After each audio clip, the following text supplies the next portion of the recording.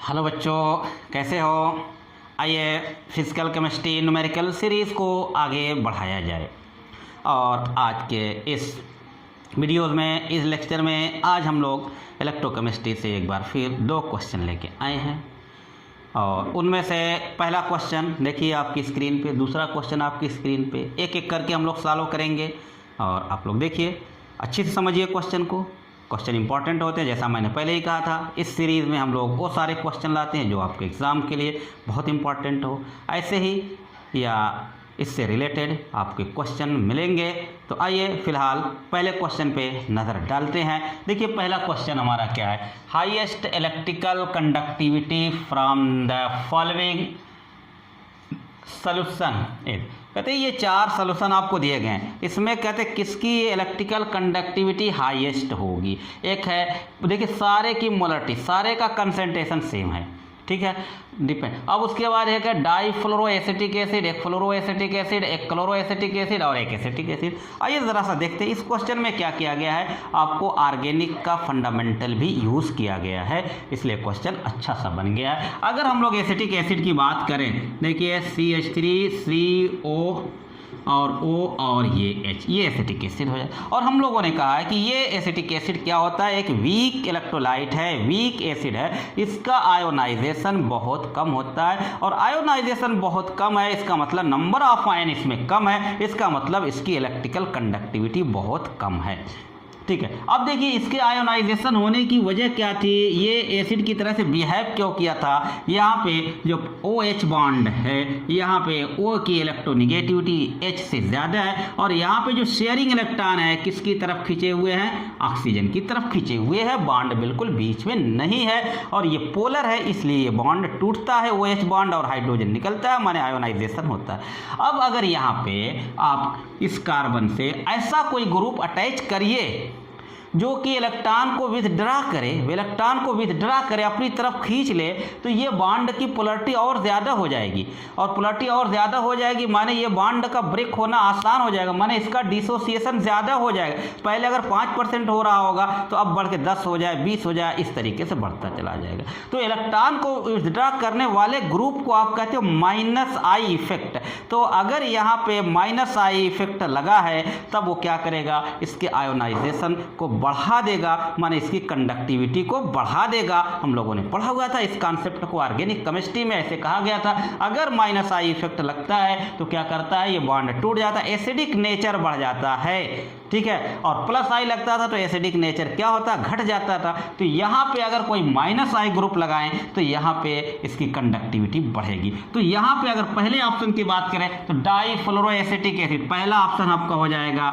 यहाँ पे एक फ्लोरीन, फिर एक और फ्लोरीन, एक हाइड्रोजन को रहने दिया जाए, और ये अब ये कंडीशन आपके पास आ चुकी है। अब ये इलेक्ट्रॉन जो था अगर ऐसा लगाएंगे तो यहाँ से खींच के और यहाँ पे आ जाएगा, पोलरिटी को बढ़ा देगा, ठीक है ना, माने इसका आयोनाइजेशन बढ़ जाएगा और इलेक्ट्रिकल कंडक्टिविटी बढ़ जाएगी। दूसरा ऑप्शन पे अगर गौर करिए तो आपको यहाँ पे सिर्फ एक फ्लोरीन है, और यहाँ पे देखिए ज़रा सा, यहाँ भी इलेक्ट्रिकल कंडक्टिविटी बढ़ाई जाएगी, लेकिन इससे कम बढ़ाई जाएगी। क्यों? क्योंकि यहाँ पे एक -I इफेक्ट है, ठीक है, तो इलेक्ट्रॉन को विथड्रा करेगा लेकिन इससे कम। उसके बाद तीसरा आपका है, देखिए ज़रा सा, क्लोरो एसिटिक एसिड।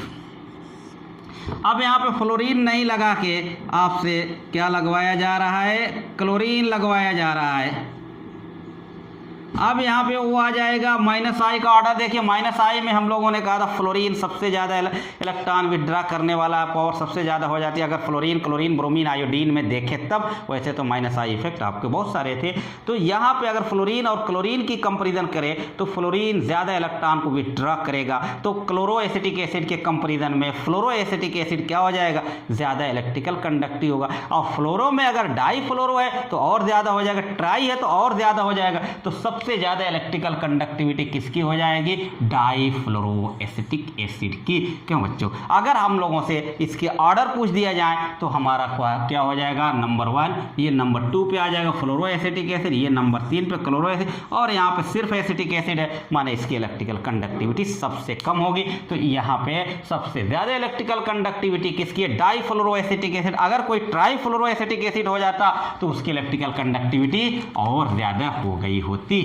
क्यों बच्चों? समझ में आ गया? क्लियर? आइए ज़रा सा बात करते हैं क्वेश्चन नंबर 2 की तरफ आज के सीरीज़ के। क्वेश्चन नंबर 2 में देखिए आपसे लिमिटिंग मोलर कंडक्टिविटी की बात की जा रही है।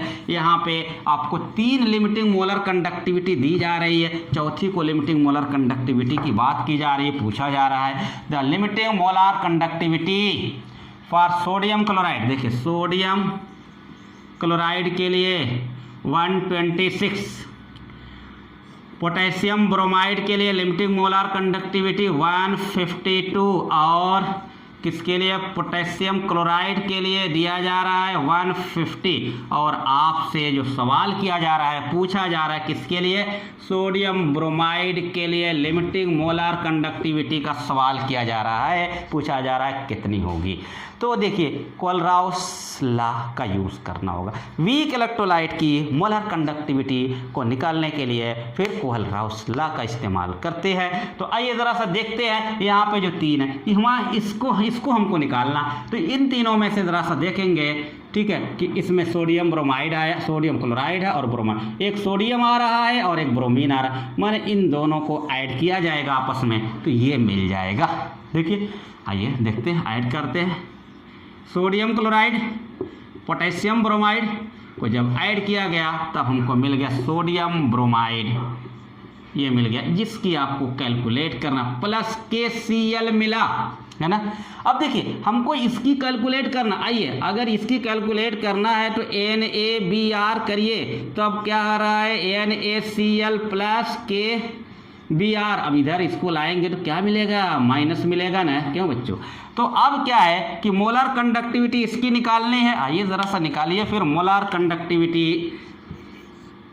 आपको NaBr, ये लिखने के तरीके होंगे, molar conductivity of NaCl plus molar conductivity NaBr minus molar conductivity of KCl।